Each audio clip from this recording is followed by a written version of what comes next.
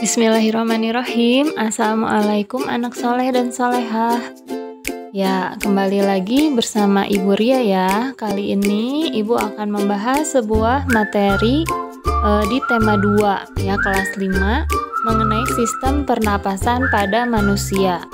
Jadi, bila minggu lalu kalian sudah belajar mengenai pernapasan pada hewan, sekarang kita akan belajar mengenai sistem pernapasan pada manusia. Oke, pernapasan. Nah, bernapas adalah proses menghirup udara dan mengeluarkan udara. Udara apa yang dihirup dan udara apa yang dikeluarkan? Udara yang dihirup adalah oksigen atau nama kimianya O2. Kemudian udara yang dikeluarkan adalah karbon dioksida atau nama kimianya CO2 ya. Nah, mengapa kita harus bernapas menghirup oksigen? Karena oksigen inilah yang nanti akan digunakan untuk proses pembakaran metabolisme dalam tubuh kita, yang akan digunakan untuk menghasilkan energi untuk kita beraktivitas ya.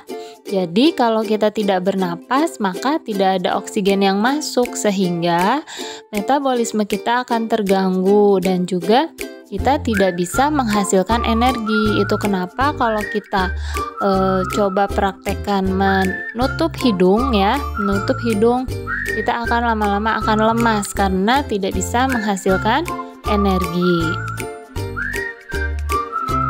Oke, selanjutnya adalah alat pernapasan pada manusia.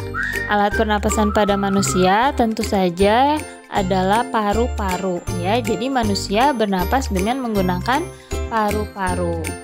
Nah, ini adalah gambar paru-paru yang ada di dalam tubuh kita ya, mengembang dan mengempis. Itu kerjanya. Oke, paru-paru terletak di dalam rongga dada di atas otot diafragma. Paru-paru dilindungi oleh tulang dada dan tulang rusuk. Nah, ini ya, yang tengah adalah tulang dada, sedangkan yang pinggir-pinggir ini tulang rusuk ya. Sehingga di dalamnya itu paru-paru. Jadi fungsi dari tulang dada dan tulang rusuk ini sebetulnya adalah untuk melindungi paru-paru kita, karena fungsinya sangat vital, sangat penting ya bagi tubuh kita. Selanjutnya, paru-paru kita ada paru-paru kanan dan paru-paru kiri. Ini berbeda ya, paru-paru kanan terdiri dari 3 gelambir, sedangkan paru-paru kiri terdiri dari 2 gelambir. Nah, ini 1, 2, 3 ini yang paru-paru kanan, sedangkan paru-paru kiri ada 2 gelambir ya. Oke, bagaimana proses pernapasan? Selain paru-paru, alat-alat pernapasan juga yang pertama adalah hidung ya. Hidung, kemudian trakea atau tenggorokan. Jadi pertama oksigen yang kita hirup masuk melalui hidung, kemudian ke tenggorokan. Kemudian cabang dari tenggorokan, ini kan tenggorokan bercabang 2 ya, kanan dan kiri. Nah, ini disebut dengan bronkus. Nah, bronkus bercabang lagi, ini diperbesar nih di gambar ini. Ada percabangan bronkus, itu namanya bronkeolus ya. Sedangkan ini ada pleura. Pleura itu pelapis ya, pelapis paru-paru. Dan yang seperti anggur ini adalah alveolus ya. Jadi ada hidung, tenggorokan, bronkus, bronkeolus, alveolus ya. Sedangkan pleura itu pelapisnya. Nah, fungsi utama dalam pernapasan itu terletak pada alveolus, karena di dalam alveolus inilah terjadi pertukaran oksigen dan karbon dioksida. Oke, Ibu ulangi lagi.